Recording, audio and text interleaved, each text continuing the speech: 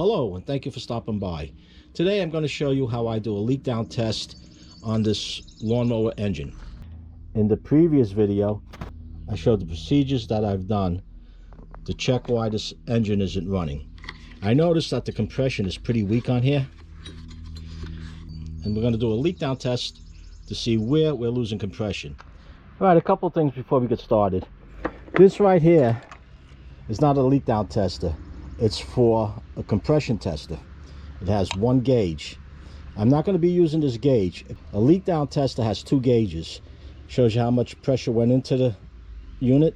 Then you wait a few minutes to see how much it leaks down, and you can get a percentage of what your leak down is. It's 10%, 9%, 80%, whatever the case may be. Smaller percentages, 5 to 10%, you're probably okay, but anything over that, you have an issue that has to be addressed. What I'm going to use from this is the hose that goes with it. To use this hose, you have to remove the Schrader valve, because this is intended for pressure to go in and not come out. In this case, we're going to hook this hose up to a compressor, and I have my little Harbor Freight pancake compressor there. You don't need anything large for that. And it's going to push the air into this, and then we'll see whether it's going to leak or not. To do this, you want to have this at top dead center, and what I used was this fuel line, just to make sure I was top dead center. And to make sure you're at the right top dead center, you want to make sure both valves are closed. When these rocker arms are loose like this, the valves are seated. Now I'm going to wedge something in here to keep this from turning, because when you put the pressure in, this will spin.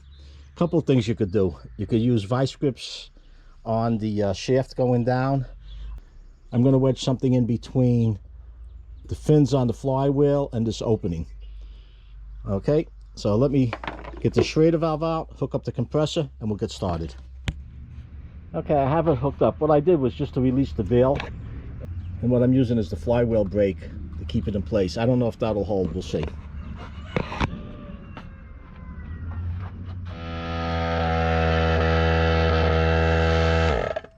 Okay, the pressure coming out of this compressor is roughly 85 pounds, close to 90. But I don't hear any leaks. Nothing's leaking. I don't hear a thing. Well, let me point out, if you had an exhaust valve that was leaking, you would get air blowing through the muffler.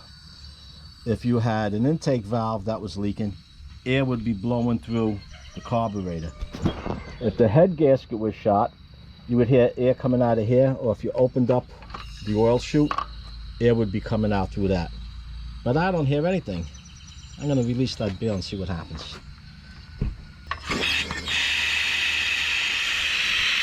Okay, so there was pressure going in there. This isn't leaking now, it's just that the valve isn't closed. But this is what you would hear if it was leaking from this. So that's how I would check for lack of compression. This case, it's none of the above. The next item I'm going to check is the shear pin that's under this flywheel. I have to remove this nut, and I'm going to check that. If that shear pin is slightly off, it'll throw the timing off, and that could be a reason why it's not starting. But this part of the video was to show how I do a leak down test. And again, a leak down gauge setup has the two gauges. For what I was using this for, this worked out just fine. Well, that's a wrap. If you have any questions or comments, post them down below. If you enjoyed this video, give it a like, it does help. And if you haven't done so already, subscribe. Hit that Joe Z button. And not to miss my new videos as I upload them, be sure to ring that bell. Until next time, stay safe.